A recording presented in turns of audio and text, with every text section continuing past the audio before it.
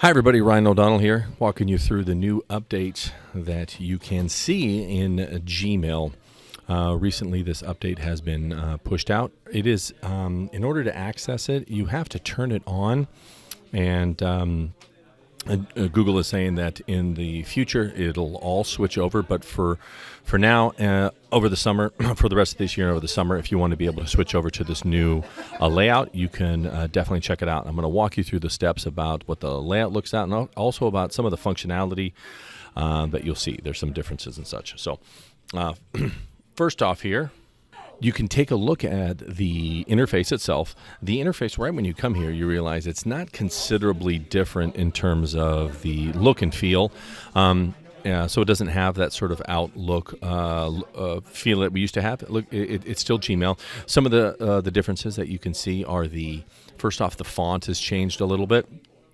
Also, you can see that there are some shapes, like you have a much larger compose button over here and such. Your emails, you still have on the left-hand side, inbox, drafts, and such, and what are the labels that you have, and then your emails over here on the right-hand side.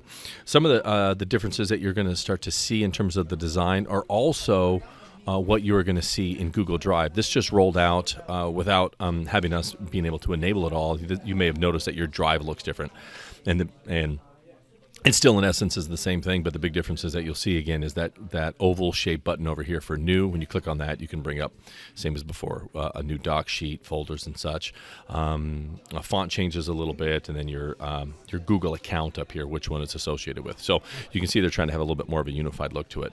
But if we go back over to the Gmail, in order to be able to enable this, you're going to want to be able to go over to the gear icon in the upper right-hand corner. When you click on that, I already have this one turned on. Yours will say turn on the new email. If you want to be able to switch back, you can. We don't know how long they're going to have those two options for, but I would imagine in the somewhat near future they're going to default everybody over to this new one. So you can click over here and try this thing out. Some of the But besides the look or the user interface, what's some of the differences that you can see here? What you can change is you can a little bit more flexibility in what you can do with your space.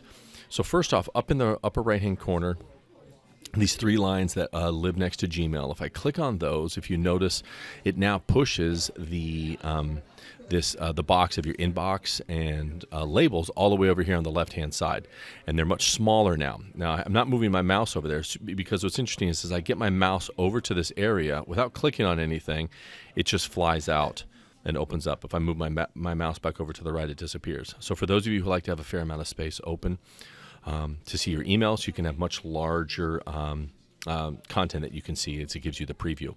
And so like for me, I like to be able to have that pushed off to the side. Anytime I want to be able to see a new one, I can just click on there. And like, so for me, you can see it even just puts a number on there. It says I have 5 emails that I can be able to look at. So that's on the left-hand side.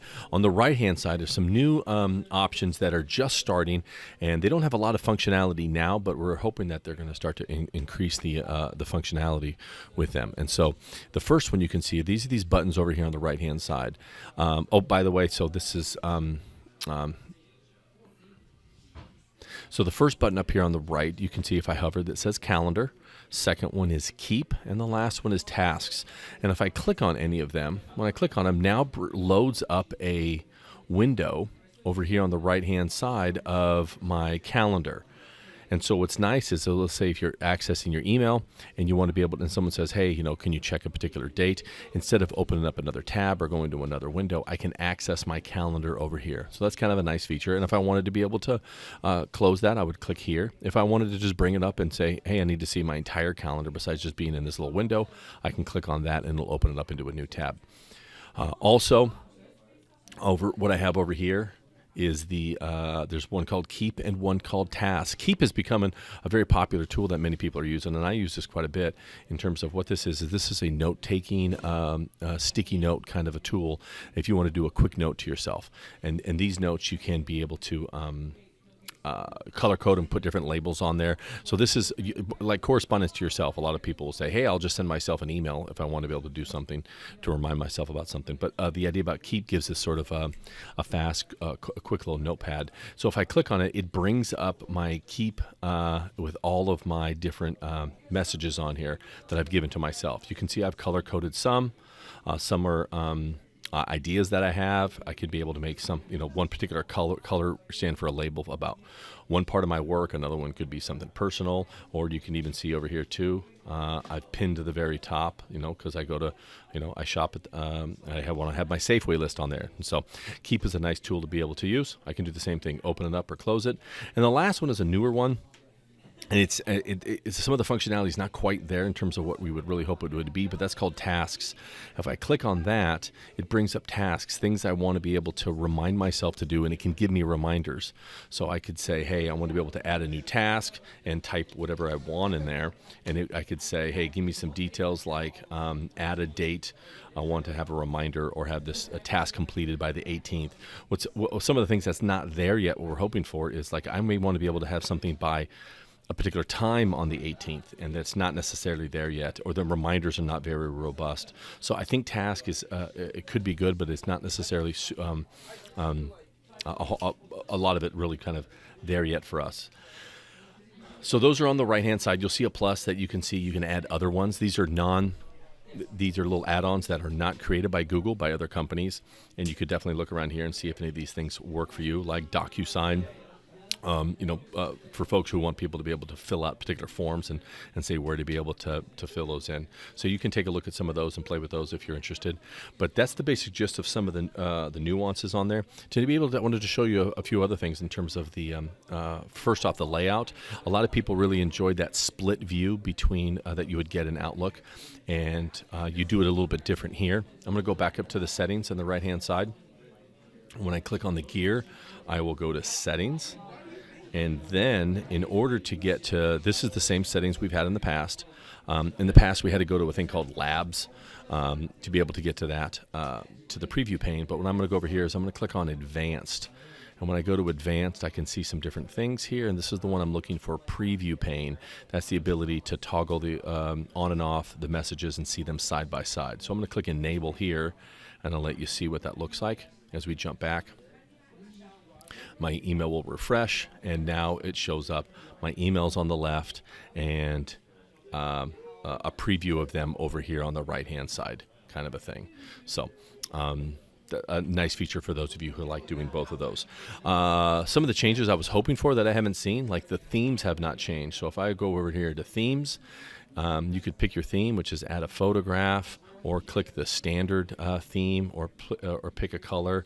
Some people like some of these kind of neat themes, and I was noticing that a lot of these have not been updated, for quite a few years here. But if I wanted to go back to just the generic light theme, I can click on that.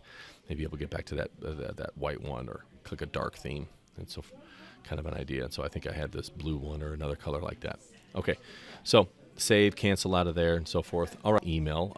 Before I do that, this is one, have you seen more and more the idea of the auto response in your emails? So let's say if you reply to somebody, on the bottom you can have, it'll pop up with little messages, like it'll say, if somebody asks you something, it'll say, awesome, thanks, or appreciate the information. You can just hit that button and it pre-populates your email with that response. So Gmail has gone one step further with this new thing called Smart Compose. What Smart Compose is going to allow you to do is it's going to start predict what you're typing as you are typing it. So this does not default on, so you'll have to turn it on if you want to play with it. Let me show you where to go. When you click on Settings here, before we went and we were in here when we had to turn on the preview pane, this one I want to stay in the general over here on the left-hand side. And if we start scrolling down, there is a thing that's called experimental access. It says, hey, gain access to some of the new features still in development. We may ask for some feedback or may not. Some of these things could be removed. So they're trying some things out. So if you turn this on, what that's going to allow, it's going to have this thing called Smart Compose that will come on. What you'll have to do is you'll have to be able to refresh Gmail, and it may take a few minutes, like 5 minutes or so, for it to be able to get set up. So I'm going to start an email over here. I'm going to show you what this looks like. I'm going to write this email to, let's put to my other self, and I'll say, hey, I'll call this lunch. And I'll say, hey, Ryan, are you free for lunch? And as I start typing, I have not finished the word tomorrow, and look what it did. It says, I'm reading your sentence as you're typing, and I think that you're trying to say tomorrow ? If I want to keep that, if I hit tab just with my left pinky, tab, it will complete that. And as I start to type more, it's going to it's looking at what I've already typed in my email and trying to be able to help me complete more of it. Are you free for lunch tomorrow? How does sushi? Oh, I haven't finished the word sushi, and it says sushi sound ? Great. I want to try that new place. Are you free? Kind of a thing. So what Google is telling us is that more and more, as it learns your writing style, it's going to start to try to be able to populate those more and more to be able to help you out. And like I said, this is just an experimental feature if you want to be able to test out and try.